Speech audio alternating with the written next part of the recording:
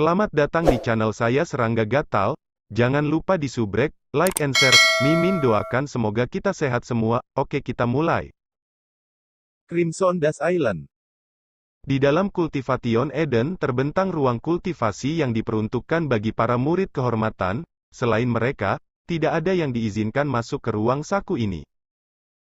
Ruangan itu berbentuk segi delapan dengan atap kerucut. Di atasnya ada segel dewa emas yang tak terhitung jumlahnya, 18 Bluish Jade Chores, 9 Dragon Essence Pulse bersinar emas yang samar, dan Blood Jade merah darah yang ditempatkan tepat di tengah ruangan. Bluish Jade Core adalah jenis harta yang sangat istimewa yang hanya dapat ditemukan di wilayah bawah tanah tertentu di planet-planet es di dunia dewa. Naga esensi mutiara, emas bercahaya redup, hanya dapat diperoleh dari naga ilahi yang berada di puncak alam dewa. Item yang paling berharga, Blood Jade, hanya bisa didapatkan sebagai fragmen yang sangat kecil dari kedalaman Blood Sea Abyss yang legendaris dalam Dark Abyss. Sepotong kecil itu saja bernilai lebih dari 500.000 kristal dewa. Nilai ruang budidaya tunggal ini menembus 3 juta kristal dewa, itu sudah cukup untuk mengosongkan kantong dewa dunia yang paling biasa. Secara alami, Sue Ying sendiri memiliki hak untuk menggunakannya. Benar-benar nyaman.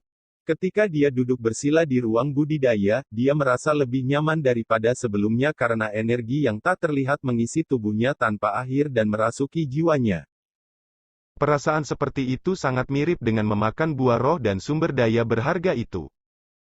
Selanjutnya, energi dunia di sekitarnya membentuk kabut samar yang dapat dengan mudah diserap pada tingkat yang tidak lebih buruk daripada menyerap batu asal. Sudah cukup jelas bahwa, bagi seorang murid kehormatan, Origin Stone tidak lagi mewah. Tidak heran kepala fraksi Chowking bisa membuka lautan dewa batinnya setelah berkultivasi di taman kultivasi ini. Sue Ying memandang sekitarnya, memuji tempat itu. Sangat menakjubkan. Ini benar-benar melampaui imajinasiku. Akselerasi waktu, meningkat 10 kali lipat, kata Sue Ying. Wen. Waktu segera mulai berakselerasi di dalam ruang budidaya. Dengan setiap 10 hari yang berlalu di dalam ruang budidaya, 1 hari akan berlalu di luar. 100 kali lipat. Sue Ying berusaha memahami situasi dengan benar. Dia sudah mengalami perasaan percepatan 100 kali dalam ngarai daun anggur kedua. Percepatan waktu, 1000 kali lipat. Kata Sue Ying, menyebabkan percepatan waktu di ruang budidaya semakin meningkat. Ekspresi Sue Ying sedikit berubah. Dia merasa ruang di sekitarnya samar-samar terdistorsi dan hukum dunia diubah. Akselerasi waktu, 10.000 kali lipat. Sue Ying berteriak akselerasi waktu maksimum yang tersedia untuk murid kehormatan. Hong. Sepertinya ruang di seluruh ruang budidaya membeku. Semua hukum entah bagaimana telah kacau.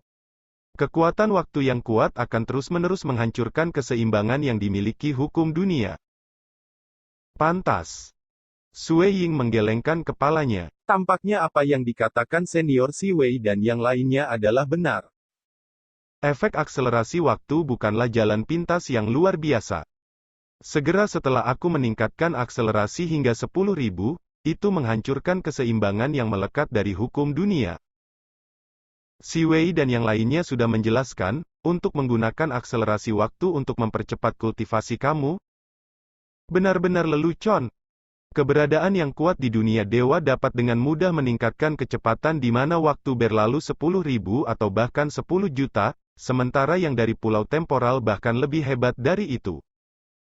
Jika seseorang dapat dengan mudah meningkatkan kekuatan tempur mereka di lingkungan percepatan waktu, pulau temporal bisa dengan mudah merawat bawahan dengan cepat. Jika kamu mengendarai kapal perang yang bergerak dengan kecepatan tinggi, pemandangan di luar akan kabur. Dengan prinsip yang sama, dalam ruang yang dipercepat waktu, hukum dunia yang awalnya stabil akan melengkung dan kabur. Dari zaman kuno dan sampai saat ini, aku belum pernah mendengar satu orang pun yang pemahamannya menembus di bawah lingkungan percepatan waktu. Sue Ying akhirnya mengerti kata-kata itu. Tidak heran. Tidak heran bahwa Chen Jiu masih gagal menembus kemacetannya meskipun telah dibudidayakan untuk waktu yang lama di dunia daun anggur kedua. Itu sama dalam kasus Master Klan Meisan dan yang lainnya. Bahkan perbaikannya sendiri dengan ketiga makna sejati itu dapat diabaikan. Apa yang dia capai adalah mengkonsolidasikan dan meningkatkan keterampilan rahasianya. Di dalam ruang budidaya di mana waktu dipercepat oleh 10.000 kali lipat, Sue Ying saat ini merasa sangat intens. Keseimbangan hukum dunia begitu terdistorsi sehingga dia tidak bisa lagi merasakannya dengan jelas. Kapanpun waktu dipercepat sedemikian rupa, itu hanya bisa digunakan untuk pertempuran atau kehidupan biasa, sementara kultivasi sama sekali mustahil. Hanya masuk akal bahwa percepatan waktu di dunia daun anggur kedua hanya naik hingga 100 kali paling banyak. Sue Ying mengangguk. Pada kecepatan 100 kali normal, hukum dunia masih relatif jelas, atau setidaknya aku tidak terpengaruh sama sekali ketika datang untuk belajar dan meningkatkan keterampilan rahasiaku. Namun, siapapun yang ingin menembus kemacetan atau berharap untuk benar-benar merasakan hukum misteri mendalam harus melakukannya pada aliran waktu standar, sambil merenungkan versi paling jelas dari undang-undang tersebut. Meski begitu, Itu sudah banyak membantu aku. Sue Ying menyeringai. Aku bisa meningkatkan keterampilan rahasiaku, penghancuran bintang meteor, tapi bagaimana mungkin satu gerakan dianggap sebagai teknik tombak? Aku benar-benar harus terus meneliti dan melihat apakah aku tidak dapat menemukan orang lain. Dia akan meningkatkan akselerasi hingga 100 kali lipat dan terus meneliti untuk lebih banyak keterampilan rahasia, sementara aliran waktu yang normal dicadangkan untuk merenungkan makna sejatinya. Dia menutup matanya dan segera mulai bermeditasi. Dia tidak bisa diganggu untuk peduli tentang apa yang terjadi di dunia klan Xia setelah dia menyampaikan informasi. Untuk saat ini, dia harus menyimpan fokusnya yang tidak terbagi untuk meningkatkan kekuatan tempurnya. Skenario kasus terbaik akan melihatnya menjadi murid dalam. Ini benar-benar berbeda. Menyembuhkan racunnya memiliki efek yang mirip dengan jiwanya yang dilepaskan dari belenggu.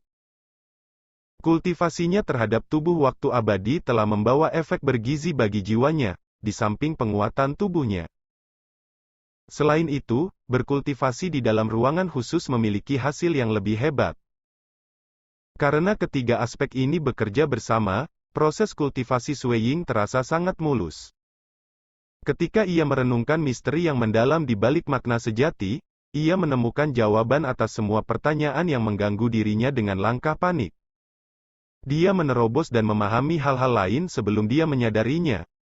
Sebelumnya, dia telah melatih terutama teknik tombaknya dan tidak dapat sepenuhnya berkonsentrasi pada pemahamannya, tetapi saat ini, dia bisa fokus dengan benar sementara hanya sesekali mengeluarkan tombak hitamnya untuk menguji berbagai teorinya. Senjata yang dia gunakan saat ini adalah tombak peringkat dewa kelas rendah dengan tubuh hitam pekat. Dia terbatas dalam apa yang bisa dia gunakan, karena sebagian besar demigods hanya bisa melepaskan kekuatan senjata peringkat dewa kelas rendah paling banyak. Kecuali untuk prajurit dewa darah halus, yang bisa beresonansi dengan jiwanya sendiri, yaitu. Hanya dengan menggunakan salah satu dari mereka dia bisa berharap untuk melepaskan kekuatan senjata peringkat dewa kelas atas. Tetua Aolan, misalnya, dapat menggunakan pedang dewa bertuah, dan Jing Qiu beresonansi dengan leluhur salju. Baik pedang dewa bertuah dan leluhur salju adalah senjata peringkat dewa kelas atas. Sue Ying, bagaimanapun, tidak beruntung secara kebetulan untuk menemukan senjata yang jiwanya beresonansi. karena Itu ia terpaksa memilih tombak peringkat dewa kelas rendah ini yang terbuat dari bahan unggul, yang disebut tombak gagak hitam. Dikatakan bahwa tombak telah disempurnakan dari tulang-tulang suatu organisme dengan nama Black Crow, yang terkenal karena ketangguhannya yang luar biasa. Sue Ying tetap sendirian di Crimson Dust Island. Semua murid lain yang berkultivasi di Gunung Batu Crimson memiliki, ketika guru suci meninggal, lama pergi ke dunia yang lebih rendah. Sebenarnya, ada orang lain di pulau itu, Roh Harta Karun, senior Crimson Rock. Jalan refleksi. Sue Ying berhenti. Dia memandang ke depan untuk melihat jalan panjang yang ditutupi tangga batu yang membentang di depannya. Jalan membentang sampai ke puncak gunung yang jauh. Jika aku menjadi murid dalam, aku harus melewati bagian pertama dari jalan refleksi dan melewati lantai 6 pagoda awan langit. Sui Ying berpikir saat mengambil langkah pertama.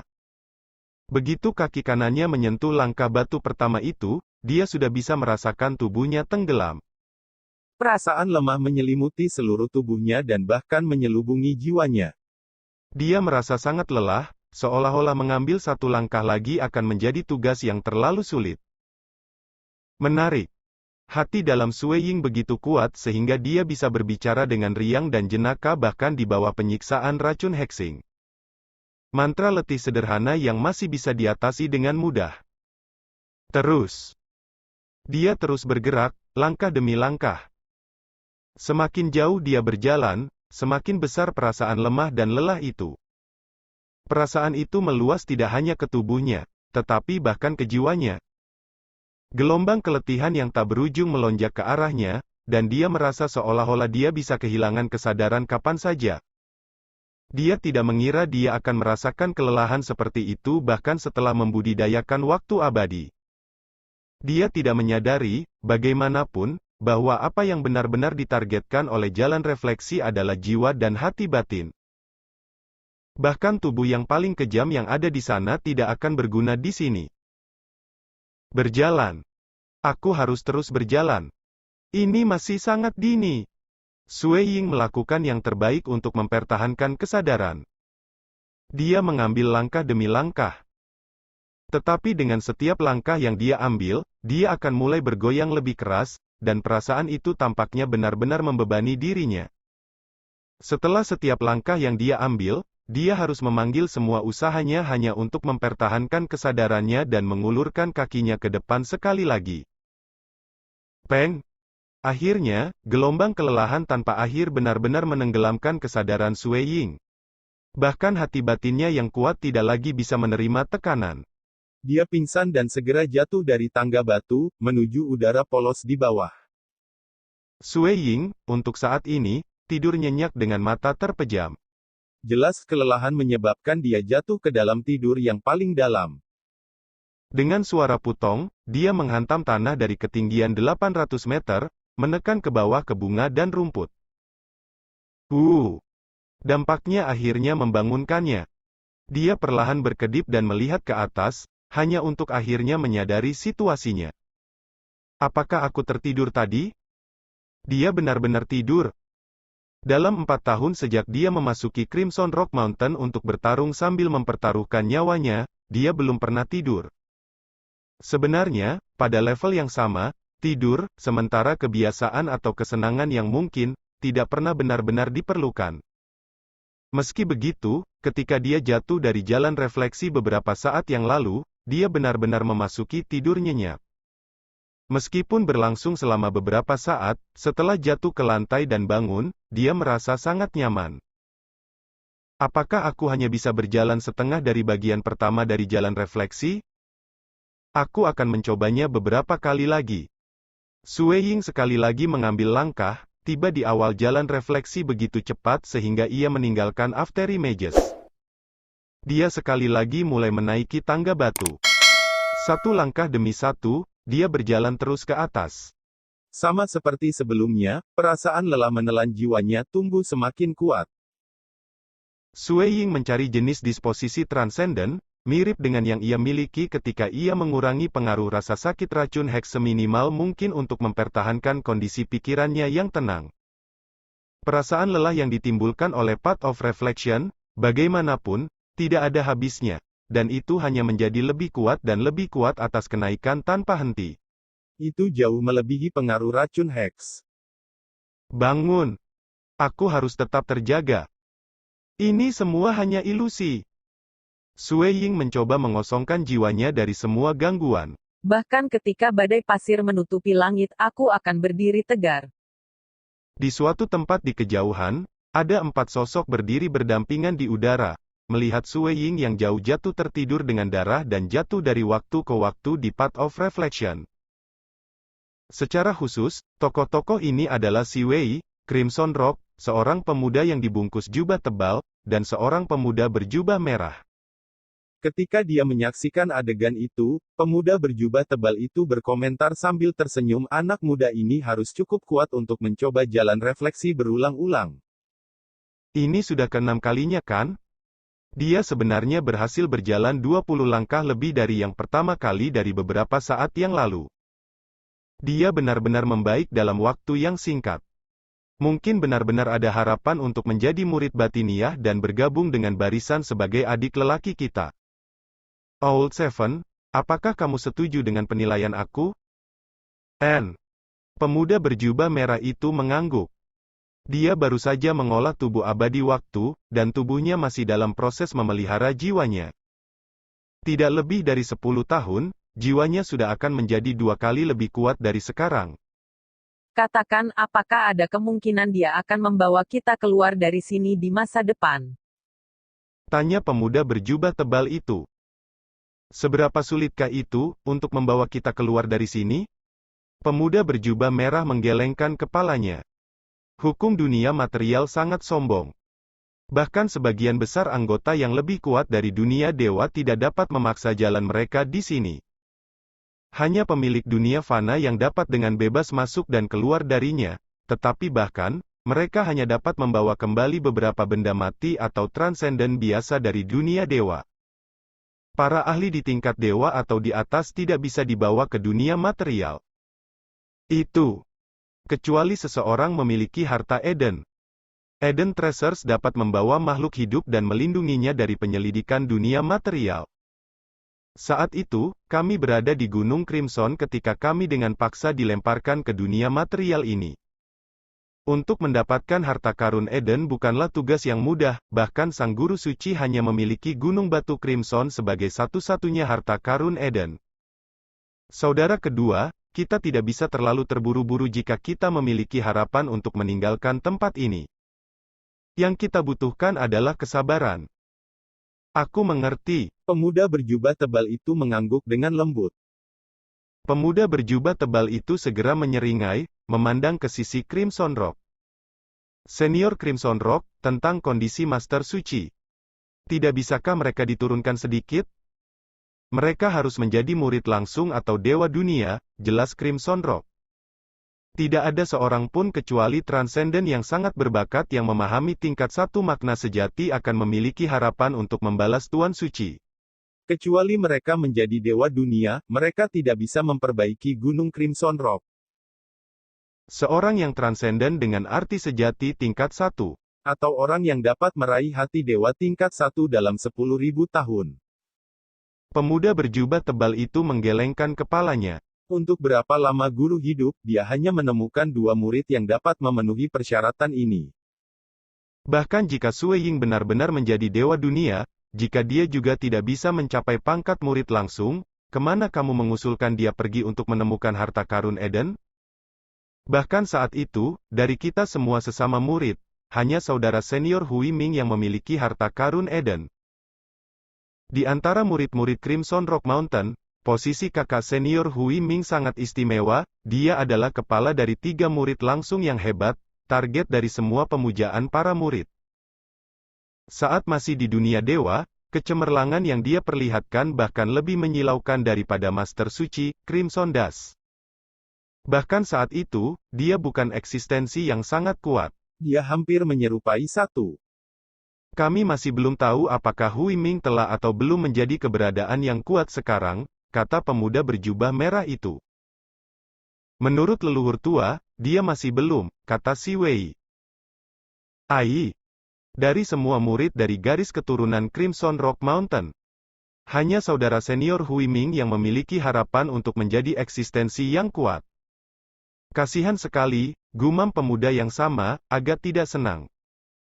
Dari samping, pemuda berjubah tebal itu juga menggelengkan kepalanya. Bahkan ada saat ketika saudara senior Hui Ming dengan ceroboh menepis kepercayaannya. Rupanya, lebih dari 100 juta dunia fana semua adalah di antara sumber-sumber kepercayaannya.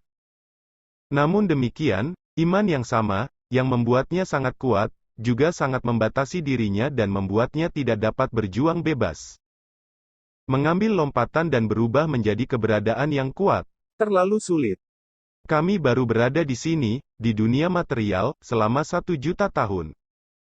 Bagaimana mungkin kakak senior Hui Ming bahkan berharap untuk menerobos puasa itu? Mari kita tidak bicara lagi tentang hal itu. Bagaimana kalau kita terus menonton Dong Bo Sueying ini sebagai gantinya? Pemuda berjubah merah melihat ke arah tempat di kejauhan. Dia sudah mencoba jalan refleksi 10 kali hari ini. Dia sepertinya siap menyerah sekarang. Petik 2. Dia tidak menyerah begitu saja. Lihat, dia benar-benar pergi ke pagoda awan yang melambung. kata pemuda berjubah tebal itu. Selain Si Wei, dua pemuda ini adalah satu-satunya dewa dunia di Crimson Rock Mountain. Hati batinnya harus sering diaduk. Jika diabaikan, tidak hanya itu tidak akan maju, tetapi bahkan mungkin menurun. Sui Ying sebenarnya agak menikmati jalan refleksi. Jika itu tidak ada, satu-satunya metode untuk mempertajam keinginannya adalah mengolah teknik tombaknya berulang-ulang, sampai pikirannya menjadi satu dengan tombak. Pada akhirnya, bagaimanapun, ini kurang efektif daripada jalan refleksi, yang secara langsung menargetkan hati batin. Berjalan di jalan setapak 10 kali setiap hari akan sangat bermanfaat baginya. Sui Ying segera tiba di depan pagoda yang megah dan menjulang dengan 9 lantai, pagoda awan tinggi. Dia harus melewati 6 cerita pertama, sebagai persyaratan pertama untuk menjadi murid batiniah. Pintu Soaring Cloud Pagoda telah terbuka lebar untuk waktu yang lama. Sui Ying melangkah masuk. Di dalam pagoda, seorang lelaki tua berjanggut putih duduk bersila di ruangan kosong bulat. Di punggungnya, dia membawa 2 pedang. Tepat saat Sui Ying melangkah ke dalam ruangan, pria tua itu membuka matanya dan tersenyum. Dia sedang memeriksa Sui Ying dengan ekspresi berseri-seri, dan matanya berisi jejak kegembiraan. Seseorang akhirnya datang. Sudah begitu lama sejak terakhir kali aku bertarung sehingga aku akan menjadi gila. Tubuh aku di sini, di lantai pertama cukup lemah, dan kekuatan yang aku gunakan juga cukup lemah. Meski begitu, Nak, tidak akan mudah bagimu untuk meraih kemenangan. Biarkan aku melihat seberapa kuat dirimu. Tangan kanan Sui Ying menjulur, dan tombak hitam muncul. Dia mendidih dengan niat bertarung. Setelah bertahun-tahun, dia akhirnya tidak lagi terganggu oleh racun Hex, sementara Time Immemorial Body mengisi seluruh tubuhnya dengan kekuatan. Perasaan bergelombang ini membuatnya merindukan pertempuran. Tidak hanya itu, setelah memasuki Soaring Cloud Pagoda, ia dengan cepat menemukan bahwa ruang di dalamnya tidak memiliki batasan.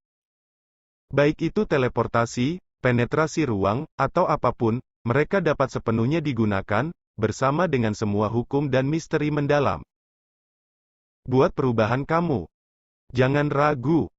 Pria tua berjanggut putih itu hanya berdiri di sana tanpa peduli. Baik. Sui Ying menerima tawaran itu dan dibebankan ke depan dalam sekejap. Sua. Tubuhnya segera menggunakan penindikan ekstrim untuk menembus ruang dan mengirim serangan ke arah pria tua berjanggut putih itu. Beku. Pria tua berjanggut putih tetap bebas setelah meludahkan kata itu. Segera, ruang di sekitarnya benar-benar membeku. Awalnya di tengah menggunakan Extreme Piercing, Sui Ying dipaksa keluar. Space Deity Heart. Kulit Sui Ying sedikit berubah, tetapi gerakan tangannya tidak. Tombaknya segera ditusukkan keluar. Hong. Kekuatan menakutkan dari Time Immemorial Body-nya membuatnya sehingga bahkan tombak kasual yang diilhami oleh Extreme Piercing sangat kuat, itu bisa menyebabkan jantung seseorang bergetar. Alis pria tua berjanggut putih itu berkerut. Kiang-kiang. Dia segera menghunus kedua pedang dari punggungnya, memegang satu di masing-masing tangan. Lampu pedang yang menyilaukan bergerak secepat kilat untuk mencegat tombak Sui Ying. Sebagai tanggapan, Sui Ying hanya merasa bahwa kekosongan tampaknya tidak mentransmisikan energi apapun. Kedua pedang tajam itu saling silang dan bertabrakan dengan tombaknya dari samping. Dalam apa yang pada dasarnya adalah pertukaran tunggal, poros tombaknya mengarah ke samping sementara kedua pedang menusuk ke arahnya di sepanjang poros tombak. Terlalu cepat. Orang tua itu begitu cepat, bahkan teleportasi dan ekstrim piercing tampak lambat jika dibandingkan. Sui Ying segera berpindah tempat dengan meraj avatar, mengubah lokasinya menjadi 100 meter jauhnya. Sila. Dua pedang pria tua berjanggut putih itu melepaskan cahaya terang. Dalam beberapa saat, beberapa lampu pedang seperti benang saling silang, menenun lebih dari 100 meter di sekitar posisi Sui Ying. Terlepas dari mana meraj avatar Sui Ying mencoba untuk beralih, dia masih tidak bisa lepas dari lampu pedang yang saling silang. Selain itu, pedang menyala dan ruang digabungkan dengan cara yang aneh dan tidak jelas. Kadang-kadang, mereka muncul di satu tempat dan kemudian di tempat lain, membuatnya sangat sulit untuk diprediksi. Keahlian rahasia tunggal Sui Ying, penghancuran bintang meteor, dapat dianggap sebagai gerakan pembunuhan yang berfokus pada pelanggaran murni, tetapi itu berarti ia tidak memiliki gerakan pertahanan yang kuat. Satu-satunya pilihannya adalah melakukan yang terbaik untuk bertahan. Peng peng peng. Beberapa lampu pedang mendarat di tubuh Sui Ying, dengan beberapa dari mereka bahkan menembus ruang untuk mengabaikan baju besi dewa yang ia kenakan untuk menusuk langsung di dalam tubuhnya. Namun, meskipun beberapa lampu pedang yang sangat tajam menusuk tubuhnya dari dalam, darah, otot, tulang, dan organ dalam yang menerima serangan itu semua bergetar dengan lemah. Setiap partikel di tubuhnya sangat kuat, dan mereka dapat dengan mudah mengabaikan kekuatan benturan. Sama seperti itu, lampu pedang yang menakutkan, dekat dengan Star Meteor Annihilation yang berkuasa, semuanya dengan kuat dan mudah ditentang oleh tubuh Sui Ying. Bahkan Sui Ying sendiri menemukan ini agak mengejutkan. Tubuhku ini, bukankah itu terlalu kuat? Sui Ying akhirnya mengerti mengapa dikatakan bahwa kekuatan, kecepatan dan aspek-aspek lain yang disediakan oleh Time Immemorial Body semuanya hanyalah nilai tambah. Bagian yang paling menakjubkan dari itu adalah kemampuan bertahannya. Lampu pedang yang tidak bisa menembus kulitnya adalah satu hal, tetapi bahkan organ-organ dalamnya tetap sama sekali tidak terluka setelah serangan itu. Tubuhmu bisa 2 kali lebih kuat, dan kamu masih tidak bisa mengalahkanku. Kamu tidak bisa melewati lantai pertama ini. Pria tua berjanggut putih itu berdiri tidak terlalu jauh, sebuah pedang menggenggam di masing-masing tangannya. Sui Ying menatap pria tua berjanggut putih di depannya. Dia harus mengakui bahwa hanya keterampilan rahasianya, penghancuran meteor bintang, yang relatif kuat. Gerakannya yang lain terlalu sederhana. Semua dari mereka digabungkan bersama masih sepenuhnya ditekan oleh teknik tempur pria tua berjanggut putih itu. Lawannya telah menangkap setidaknya 2 dewa jantung kelas 2, yang keduanya bersatu dengan sangat baik. Ini hanya lantai pertama, namun pemahamannya lebih tinggi dari lantai aku. Sui Ying bergumam. Sekian dulu update-annya, tunggu lanjutannya di channel saya Serangga Gatal, di subscribe ya guys. Terima kasih.